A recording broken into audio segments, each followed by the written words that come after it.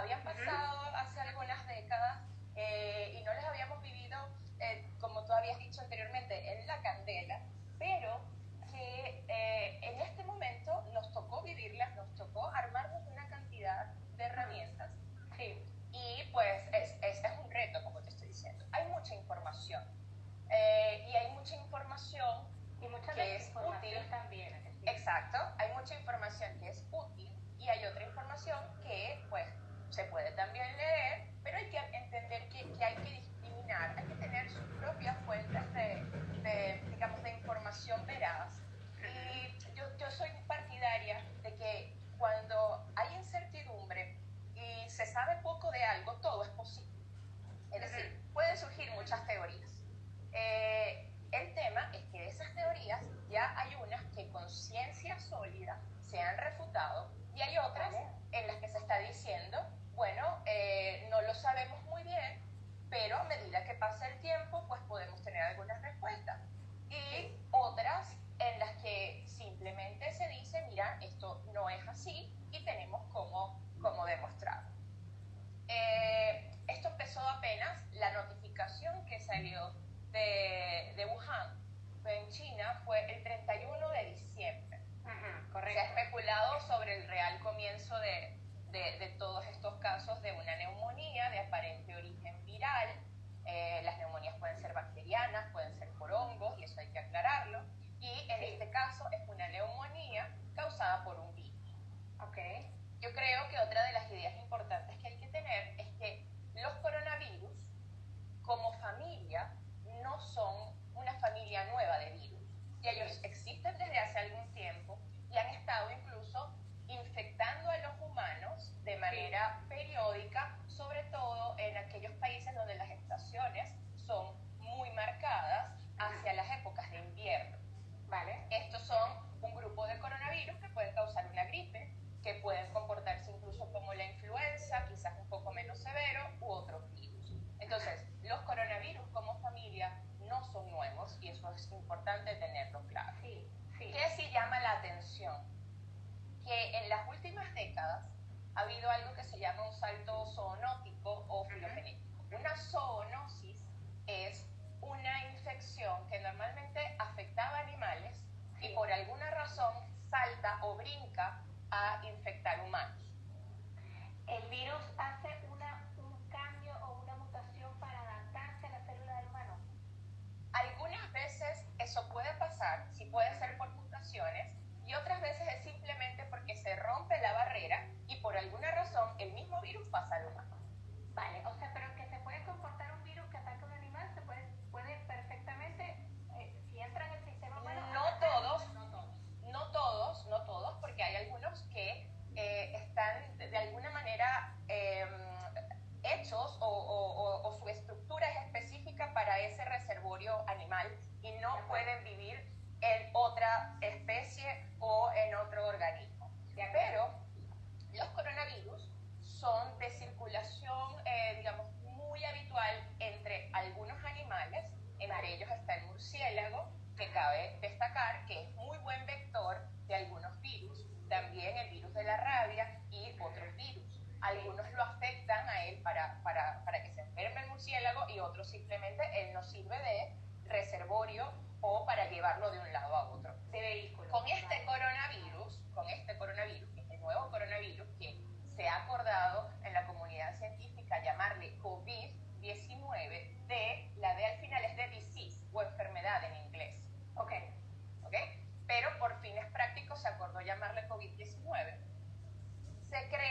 Todavía se cree, y voy a ser muy enfática en decir se cree o se piensa, que el murciélago pudiera estar relacionado como reservorio animal. También se ha hablado de otros animales, como una especie de armadillo, que se llama pangolin, y aún no se sabe a ciencia cierta cuál ha sido o cuál es el reservorio, y eso se está estudiando. Vale.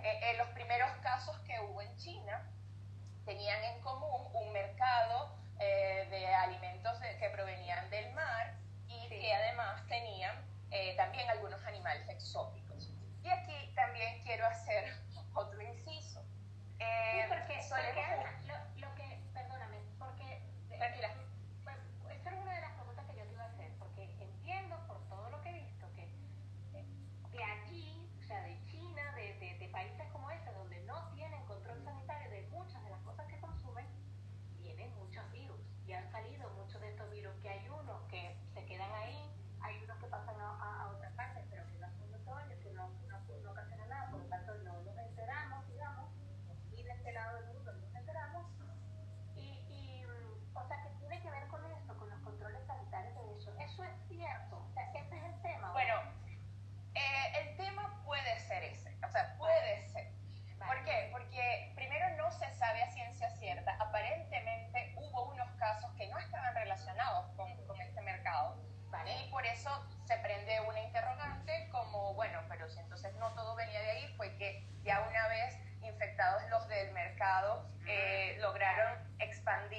reprodució en otro lado, o los casos índice eran los otros. Esto es un tema epidemiológico muy grande, muy complejo, y muchas cosas nos vamos a enterar quizás tiempo después. Es muy nuevo, o sea, es muy nuevo.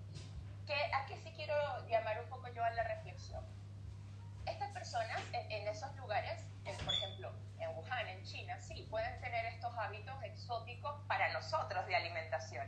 Correcto. Pero para ellos es su cultura y quizás lo han hecho toda su vida. Entonces, que se salten algunos controles sanitarios, obviamente, es un peligro no solo para ellos como país, como región, sino ya vemos que para el mundo, si en efecto el origen es el que estamos comentando. Correcto. Es importante el origen o ya deja de tener importancia a la descendencia a nivel mundial. Porque digamos, yo en mi cabeza, o sea, en ignorancia de yo no me dedico a esto, no estudio medicina, pienso, vale, es importante estudiar de dónde viene el virus para que eso no vuelva a ocurrir. Pero si tenemos una población, como dices tú, que de forma cultural consumen alimentos exóticos para nosotros, que no para ellos, esto puede seguir ocurriendo. Entonces, si es importante el origen o no. Claro, y ¿qué nos preocupa? Que en las últimas décadas, 3 coronavirus en particular, que son SARS, que ya ocasionó epidemias en el pasado, MERS, que también ocasionó una epidemia bastante letal en el pasado, y ahora COVID-19 hicieron este salto zoonótico. Entonces, sí, llama a la atención mundial mira, estamos haciendo los controles sanitarios adecuados, porque hay saltos de este tipo de virus que no se pueden evitar y que simplemente pasan, y que pues lo que hay que buscar es eso, controlar a futuro, a posteriori, que no vuelva a pasar. A mi parecer, sí es muy importante el origen del virus, ¿vale? El origen de ese salto, por supuesto, para establecer medidas sanitarias, para establecer prevención y para tener muy bien documentado lo que es el tracking de la epidemia, ¿no? Claro. Y como dice, hay un dicho muy importante que dice que hay que conocer la historia para no repetirla. Entonces, si hubo algo que se pudiese haber controlado para que esto no pasara, pues yo sí considero que hay que saber todos los detalles para de esa manera pues evitar que algo similar pueda pasar. Y ahora mi pregunta, Ana, porque yo entiendo el problema de este virus es que se reproduce de forma exponencial.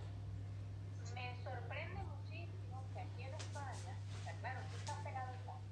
Yo no sé cuál fue el foco de Italia, o sea, cómo llegó Italia a ser un poco tan gigante.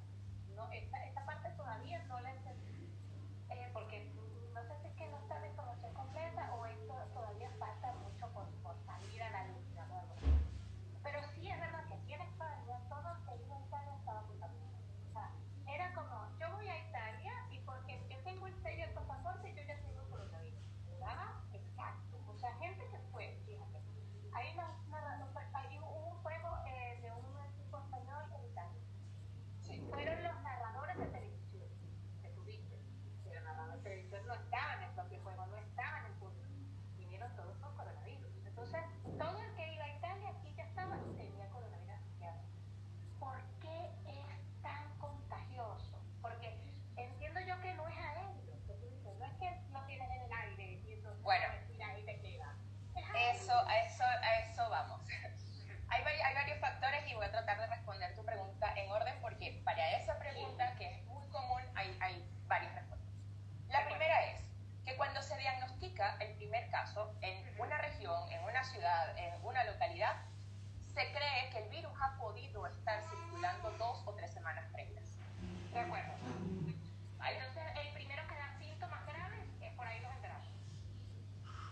No necesariamente graves, porque también no tener síntomas y estar infectado puedes transmitir la enfermedad. No, eso lo entiendo. Quiero decir, cuando nos enteramos es porque hay alguien grave. Digo, que fue al hospital, le hicieron la prueba, ¿no? Bueno, probablemente, o porque tiene síntomas leves y lo notificó y le hicieron la prueba. Porque hay síntomas leves, hay síntomas, gente que se complica muchísimo, que antes se creía era solo las personas que tenían mayor de 65 años, con especial repercusión en los que tienen mayor de 80 años. Ahí vamos Ok. a llegar porque yo te voy a preguntar. Pero Perfecto. Tengo preguntas para Pero también existe un parámetro estadístico que se llama R0 o R sub 0. Eso significa la cantidad de personas que puede contagiar un caso. ¿Vale? Para este COVID-19 es entre 2 y 4 personas por caso. Correcto. Pero hay que compararlo con otras enfermedades infecciosas, como por ejemplo el sarampión, donde este mismo parámetro es de 8 a 12. O sea, si te pones a ver, no es el más contagioso de todas las cosas que conocemos, de todos los virus que conocemos. Sí. Pero el hecho de que se pueda diseminar con asintomáticos, es decir, con personas que no tienen síntomas, es una de las hipótesis más grandes de diseminación. Y además existe una figura que se llama super diseminadores o super spreaders, que sobre todo somos el personal de salud. Donde este parámetro, que normalmente es de 2 a 4 de posibilidades que yo puedo contagiar a otras personas, siendo personal de salud, no teniendo los artilugios sanitarios necesarios o evadiendo algunas medidas importantes, pues yo pudiera diseminar hasta 8 a 12 y compararme con otras enfermedades infecciosas como el sarampión, por ejemplo. Entonces, es muy nuevo, hay muchas hipótesis. Se sabe también que el virus se elimina por las heces, pero no se ha logrado determinar después de esa eliminación a dónde va. O sea, si en efecto a través de esa vía puede ser tan infeccioso como lo es a través de las gotas respiratorias. Vale.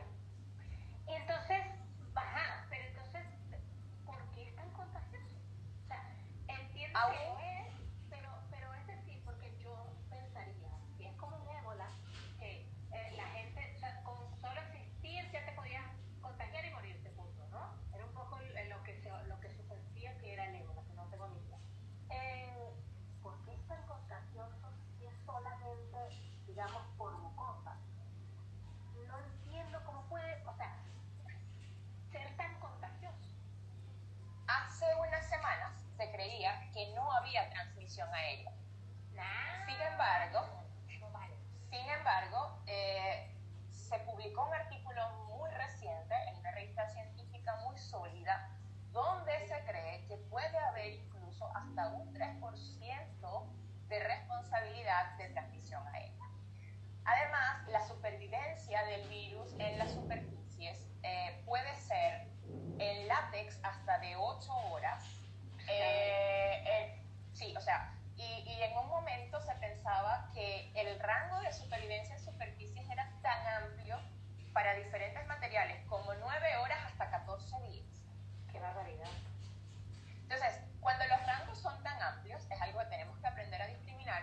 Probablemente es que no se sabe mucho del tema, porque en estadística y epidemiología lo que realmente nos da valor son los rangos un poco más pequeños. Eso es a lo que uno suele creerle. Ok, esto me da un intervalo, quizás no me dice cuál es el valor absoluto, pero me da un intervalo sensato y yo puedo entender que el valor puede estar entre esto y esto. Vale. No se sabe muy bien. Existe también el tema del calor, el frío, donde sobrevive mejor el virus. Sí, los virus, las bacterias, los hongos tienen condiciones ambientales que son ideales y a las que ellos se pueden reproducir de mejor manera. Sí. Pero no podemos confiarnos en que si estamos en un ambiente cálido o con mucho sol, el virus no se va a transmitir, entonces no usamos las medidas, no hacemos lo que tenemos que hacer o lo que podemos hacer, porque hay transmisión efectiva del virus en lugares cálidos y húmedos. Entonces, a este punto no puede ser que nos vamos a confiar solo en el tema del clima. Y eso ha sido una premisa apoyada por organizaciones internacionales. Es decir, no puedes confiarte solo en eso. Exacto, sí, porque lo que tú me comentabas era que en sitios cálidos hoy ha habido contagios, por lo tanto no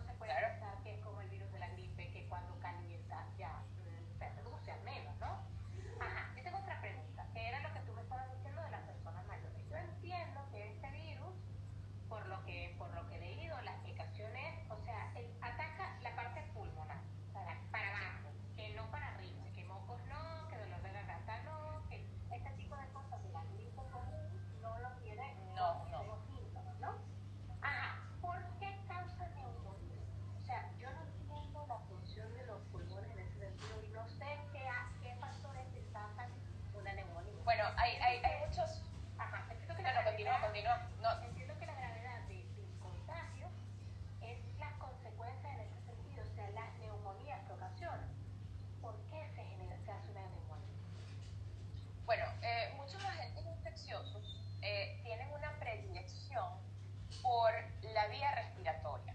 Vale. Puede ser alta, baja o ambas. Ahora, ¿qué pasa con COVID-19? En los casos, sobre todo los que se complican, ocasiona algo que se llama síndrome de distrés respiratorio agudo, que es una inflamación de unidades alveolares, que es lo que nos permite respirar y donde se hace el intercambio gaseoso, que hace que esa inflamación tenga no solo que se cierre la vía respiratoria, sino que puede haber incluso algo de extravasación de líquido y que el lugar donde se hace el intercambio gaseoso se vea comprometido. Por eso estamos viendo tanta disnea y estas personas que se complican ameritan muchas veces la asistencia de un respirador o un ventilador mecánico que respire por ellas mientras se va solventando todo lo que son las manifestaciones. Pero el síndrome de distrés respiratorio agudo o síndrome respiratorio agudo severo, como se llamó, por lo que se llamó el SARS, es lo que caracteriza a estos 3 coronavirus que te comenté previamente y que es lo que preocupa, que especialmente SARS, MERS y COVID, si bien la mayoría de los casos son leves, hay un porcentaje de personas que se complican con neumonía aguda severa, es decir, una neumonía que pasa básicamente muy rápido y que se puede complicar hasta ser mortal. Vale, y entonces, porque a mí déjame un segundo, que yo tengo... Tranquila, adelante. Tranquila. Esto haciendo otra cosa, ya va. Un segundito solo, nadie se me estrese, nadie se me vuelva loco. Entonces, perdona, Ana, ya he vuelto, ya estoy aquí, no pasa nada. La otra pregunta. Yo tenía entendido, porque por ser precisamente la parte pulmonar y el distrés, lo que me estás explicando la neumonía, no me queda con lo que he podido, pero entiendo de cómo. Entiendo que las personas de más riesgo son las personas mayores y las personas que tienen patologías. ¿Cuál es la razón de que por la edad, si es que la sabemos a algo o si queremos algo aproximado ahora? ¿Por qué la edad incrementa la gravedad? Ok, desde el punto de vista del sistema inmunológico, existe un término que se llama inmunosenescencia. Es decir, con la edad, nuestro sistema inmune también va envejeciendo. De acuerdo. Y tiene menos capacidad de responder a lo que cuando estábamos jóvenes podíamos responder fácilmente y nos daba una gripe o un resfriado. Okay. En principio, ese es uno de los factores. Ahora, algunas enfermedades de curso crónico, hipertensión arterial, enfermedades cardiovasculares, diabetes, es muy importante la diabetes, enfermedades respiratorias crónicas, asma, EPOC, entre otras, tienen ciertas particularidades. Sobre todo diabetes, cuando no está controlada, hay un estado hiperinflamatorio sistémico. Entonces, ya tienes ese riesgo y además tienes el riesgo de que tu sistema inmune tampoco reaccione de la manera más adecuada. Con enfermedades respiratorias y alteraciones de la estructura pulmonar, pues si ya tienes una alteración de la estructura, que puede ser tan simple como por fumar crónicamente, cuando el virus va a afectar, se va a conseguir con un pulmón parcialmente dañado. Entonces, no te va a dar el síndrome gripal normal, sino que te va a dar algo muchísimo más agresivo. ¿A qué se invita a las personas? Sí, tener la enfermedad de base, hipertensión, diabetes, cualquiera de las respiratorias, entre otras, es un factor de riesgo. La edad es un factor de riesgo. Estar embarazada se está viendo si lo es o no, porque pues el tema del seguimiento de las embarazadas no solo es si evolucionan mejor o peor, sino si hay transmisión al niño o no. Entonces eso es algo que se está viendo. El tema es que si tú tienes una enfermedad de base, lo ideal es que estés lo más controlado posible en este momento. Y que si no estabas controlado, aunque sea llame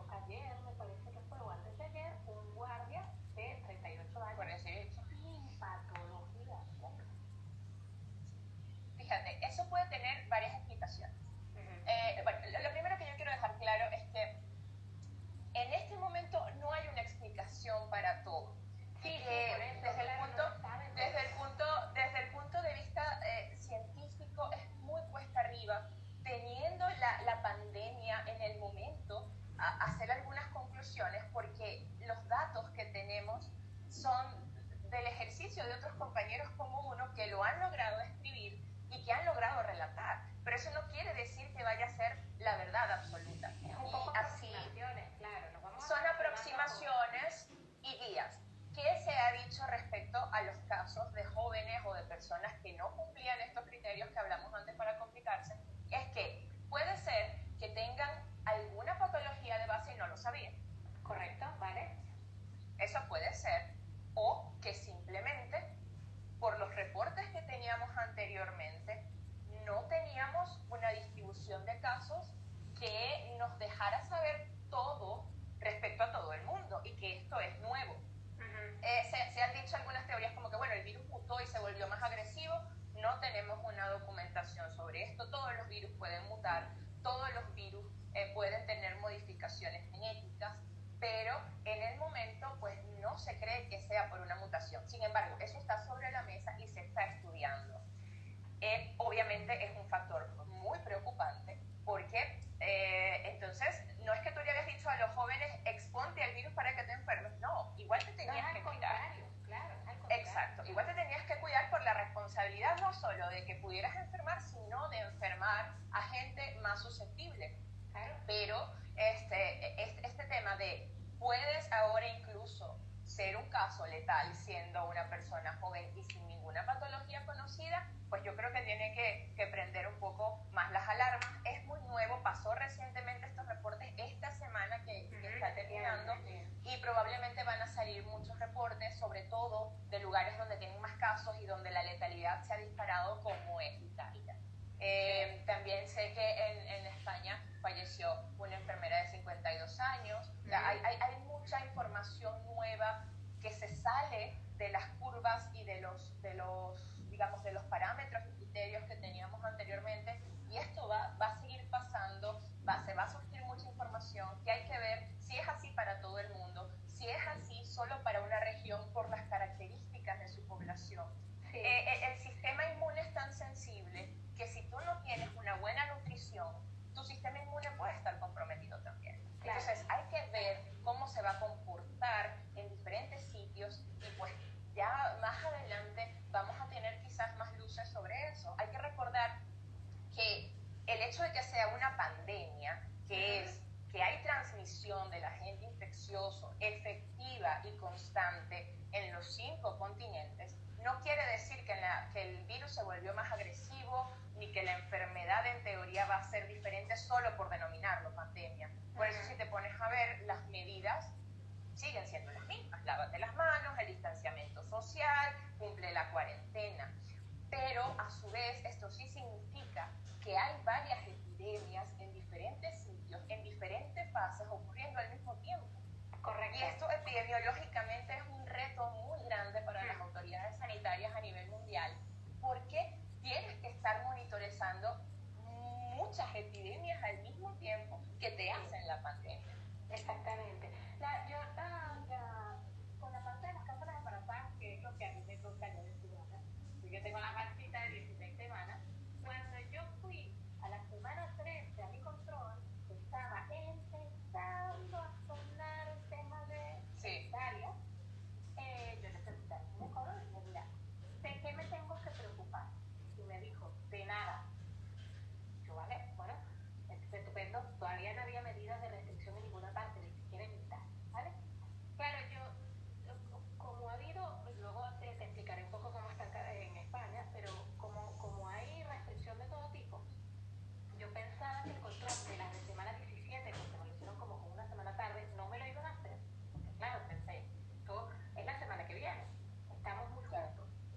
Me llamaron para decirme que sí me la iban a hacer. Entiendo yo que será por la razón que me estás explicando. A mayor control pueden verificar si hay una infección de tipo vertical, o sea, si yo puedo estar contaminada o contaminar al bebé. Entonces, claro, te voy a poner un ejemplo. Porque los estudios que yo he visto en China, de lo que se estudió con algunas embarazadas que tuvieron el virus y que los niños nacieron, los niños no nacieron con el virus. O sea, que no había una transmisión vertical. Es que hay sospechas, porque ha habido recién nacidos que en las primeras horas ya dan positivos, hijos de madres, obviamente positivas para el virus, y pero no ahí pueden contaminar en el parto. Claro, ahí viene mucho de esto. Esto fue con el parto, esto fue por la lactancia o por el contacto con la madre. Entonces, incluso el gobierno español ya tiene unas pautas que están en la página web del gobierno español sobre algunas opiniones y algunos consensos del manejo de la embarazada y el recién nacido. Entonces, si quieres ahondar un poco más en eso, o los que quieran ahondar un poco más en eso, pues ahí hay una buena información que en algunos grupos de investigación a los que pertenezco estamos pues tomándola muy en serio, porque España tiene una casuística grande en general. Entonces, de estos países estamos también tomando sus experiencias porque son muy valiosas. Yo te quiero preguntar otra cosa para después, Lidia, también que como el tiempo se nos acaba, mira, si se nos acaba Sí. la hora, hacemos un segundo live por lo que Vale, no hay problema. no nos vayamos a quedar cortas. Tú sabes, Ana, tampoco vamos a dejarlo a la mitad. Tranquila. Te iba a preguntar otra cosa. Cuando hablamos de células en estrés, sabemos que las personas que tienen un estrés crónico, o sea, ya no estamos hablando de patologías físicas, sino de patologías psicológicas. Personas que tienen depresión, personas que sufren de ansiedad, personas que tienen un nivel de estrés muy alto, eso genera un problema en el sistema inmunitario, inmunológico, ¿no se dice? Inmunitario, inmunológico, puedes usarlo en diferentes técnicas. Vale. Entonces, yo entiendo que una persona a mayor estrés se comporta de diferente manera ante no solo el COVID, sino cualquier virus. Eso es importante tomar en cuenta. Sí, bueno, obviamente con COVID no se ha hecho lo que llamamos una asociación de riesgo, pero en todo, está probado científicamente que estar estresado, tener ansiedad o tener incluso alguna alteración en la esfera mental o afectiva hace que las células que nos defiendan funcionen un poco más lentas. Y esto está probado científicamente. Entonces, yo de alguna manera, aunque tengo pues una base científica que me encanta defender y soy una persona muy científica, por eso le doy tanta importancia a todo lo que es las emociones, la espiritualidad, todo lo que es importante desde ese punto de vista. Porque voy a poner un ejemplo. Cuando uno se monta en un avión y le dan toda esta charla, la aeromoza te dice, si se llegara a despresurizar la cabina, ponte tú primero la máscara para que puedas ayudar a los demás. Y esa es una analogía que yo uso, porque si nosotros no estamos bien física, emocionalmente, no podemos ayudar a nadie. Claro, estos son momentos en los que tenemos que concentrarnos en estar bien físicamente y emocionalmente. Así que la respuesta a tu pregunta es sí, y está probado científicamente que sí. No estamos desde el punto de vista compensados, desde el punto de vista de la parte mental, emocional, estamos estresados, nuestro sistema inmunológico puede que no reaccione de la misma manera que cuando logramos estar de alguna manera estable. Es decir, no todo el mundo puede estar feliz todo el tiempo, pero estoy hablando ya de patologías de la esfera mental sostenidas, ¿no? Diagnósticos o un estado de estrés muy, muy marcado. Pero sí se ha demostrado y está científicamente planteado. Porque a mí lo que me preocupa es que yo soy, como yo te dije, yo soy una loca de la información y soy una loca de la inspiración, y yo todo este tiempo me he dedicado a escuchar gente que explica cosas. Entonces, unos son especialistas y otros que no. Me gusta escucharlos a todos porque me gusta escuchar el mensaje que está escuchando la gente. De gente que puede ser más responsable y de gente que puede ser menos responsable. Yo he escuchado gente que dice, que me parece una irresponsabilidad tremenda, es que si tú no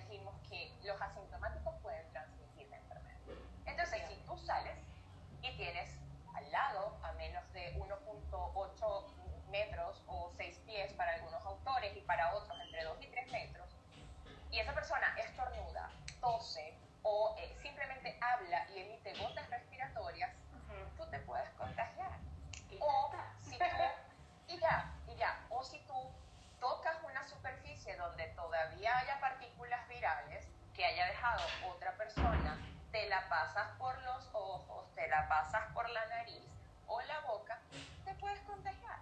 Entonces, esto no es, digamos, un efecto que se corta ahí, esto es un efecto dominó. Entonces, tú vas a tu casa, vuelves, ya tienes el virus en ti y lo puedes transmitir a tu familia, que puede haber una persona o no de riesgo. Y ya con todo esto que se ha dicho de las personas jóvenes y que se está empezando a estudiar y a ponerle mucho el ojo, puede ser que incluso tú mismo puedas desarrollar una enfermedad severa. Entonces, sí es importante quedarse en casa y sí es importante cumplir estas medidas de distanciamiento social. ¿Por qué? Porque el distanciamiento social de alguna manera te va a proteger no solo de padecer la enfermedad, sino de ser vehículo y multiplicar mucho más. Hay un video muy bueno que se llama La paciente 31, que es una paciente que pudo diseminar la enfermedad y que fue responsable como caso índice de una cadena de eslabones que llevó a que se contagiaran casi 4.000 personas. Claro. Entonces, no solo es cuidarse a uno, sino también cuidar a los demás que tenemos cerca y a la sociedad. Un ejemplo es que tú puedes, he visto también con preocupación mucha gente que decide salir a trotar o que decide ir a comprar varias veces al día a la tienda. Y tú te preguntas, es un momento para hacerse, o sea, es un momento para no solo cuidarnos a nosotros mismos, sino a la población mundial. O sea, ya vimos que esto salió de alguna manera de las manos. Y la única manera de hacer esto de aplanar la curva, que lo deben haber escuchado N cantidad de veces, ya mismo explicarlo que es aplanar la curva. Aplanar la curva me quedaste congelada, me muero. Íbamos estupendo. O sea, tenemos casi una hora y vamos estupendo. Bueno, todas están aquí, ¿verdad? Alguien que me ponga una manita arriba, no vaya a ser que estoy aquí. Estoy aquí. Qué ganas. Entonces, tranquila.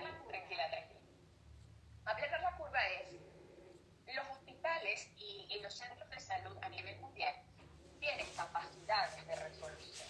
Y esto está explicado en número de camas y hay unos parámetros que incluso estiman el costo de los pacientes por día al utilizar una cama de hospital o el impacto que esto puede tener desde el punto de vista para el sistema de salud.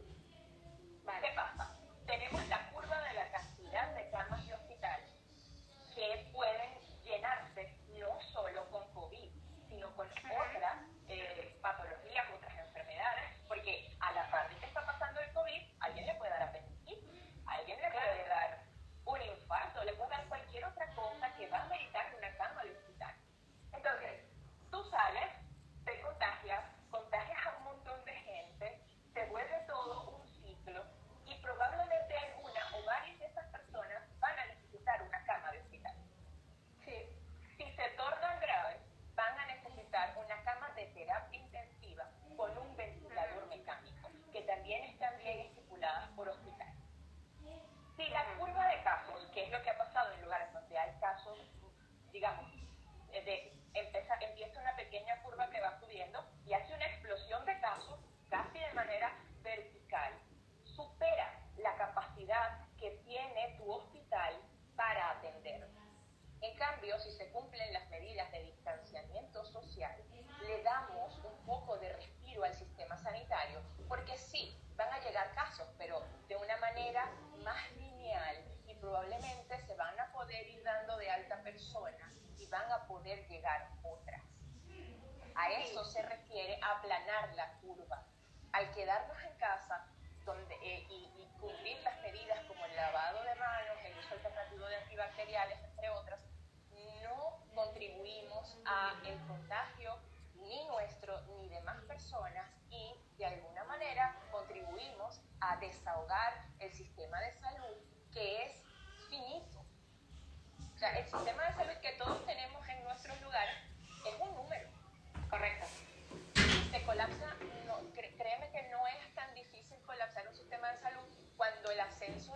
desde 100 a 5.000. Es el caso que tiene España ahora mismo. O sea, lo que a nosotros nos restringen la salida de esta semana, o sea, ayer viernes cumplimos una semana de no se puede salir de casa y el lunes cumpliríamos en la parte chiquita de no se puede salir de casa para nada. Es porque el sistema sanitario está colapsado. O sea, hoy en día no hay mascarillas, no hay ningún tipo de protección para el equipo sanitario. Y además ya estamos en esa fase de descarga. Es decir, a mayores de 65 años no le pueden respirar. Yo, a mí, eso me deprime, mentalmente me deprime. ¿Por qué? Porque pienso que 65 años es muy joven. O sea, que tú le llegues a ese punto de urgencia en el que tienes un número, como dices, un punto de respiradores, que más de tal número no se puede poner. Entonces, Fíjate, continúa tu idea y... para terminar la idea, una de las cosas que he escuchado en estos días, que es la filosofía que tengo yo, que no es no salir a la calle por no contagiarme yo, que es lo que todo el mundo tiene en la cabeza. Yo, como yo corro, entonces yo corro, no me voy a tocar con nadie, no voy a ver a nadie, entonces yo corro, no pasa nada. No es que yo no me vaya a contagiar. La forma para mí de enfocar esto es, asume que tú estás contagiado ya. Entonces tú sales a la calle a no contagiar a nadie. Yo me quedo en mi casa para que nadie más se contagie. No es para yo no contagiarme, es para yo no hacerle daño a otro. Entonces si tú metes en tu cabeza que tú ya tienes el virus, tú no vas a salir a hacerle daño a una señora, vas a hacer que alguien se muera por tu culpa. ¿A que no? Porque tu conciencia va a quedar. Entonces creo que si tú, porque es lo que decías tú, a mí me parece que lo grave es que aparte del COVID, la vida sigue sucediendo.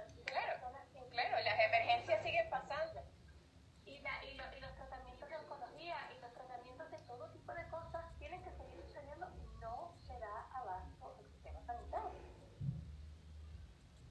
Es así.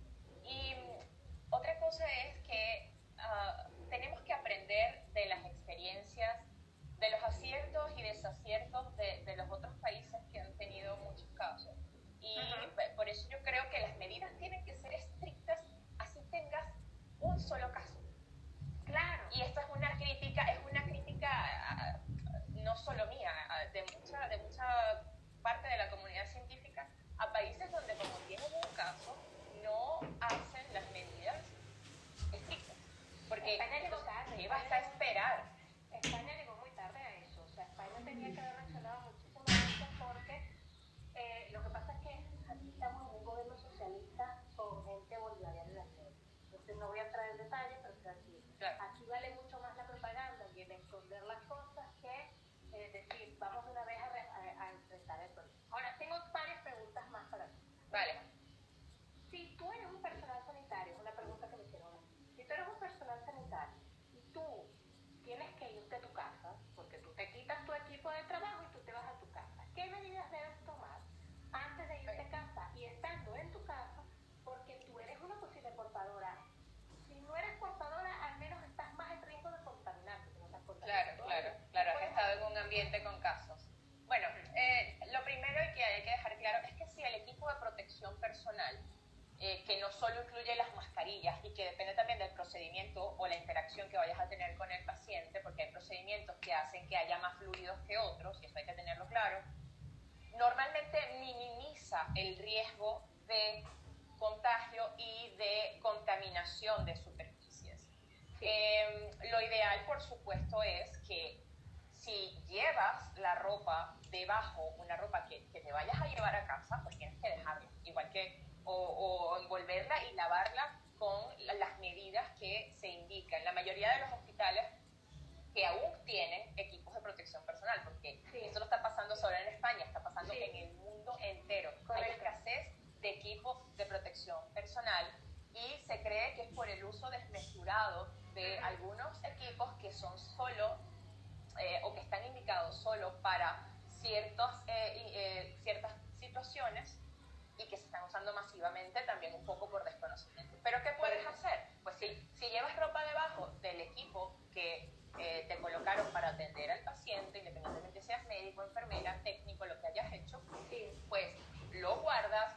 lo tratas de desinfectar ahí mismo en el lugar que está, o idealmente te das una buena ducha, un buen baño con agua y jabón, estando en ese mismo lugar antes de ir a casa. Cuando llegues a casa, te vuelves a bañar. Hay mucha gente que dice dejar los zapatos fuera. Hay un estudio incluso bastante interesante de la persistencia del virus en la suela de los zapatos y pues no tuvieron una conclusión muy grande.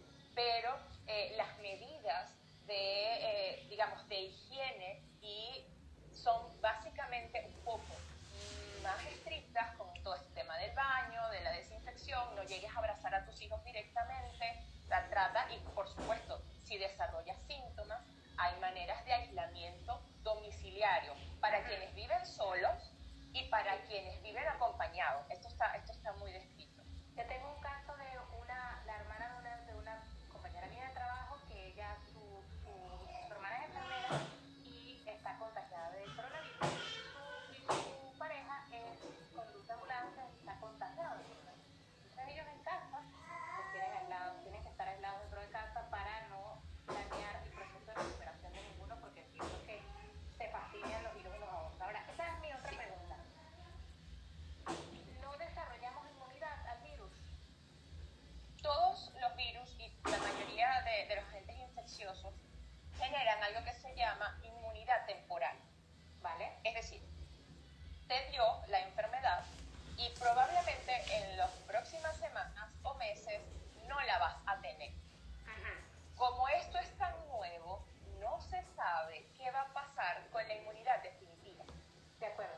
Por ejemplo, con el virus de la hepatitis A, sabemos que te da una vez y no te vuelve a dar.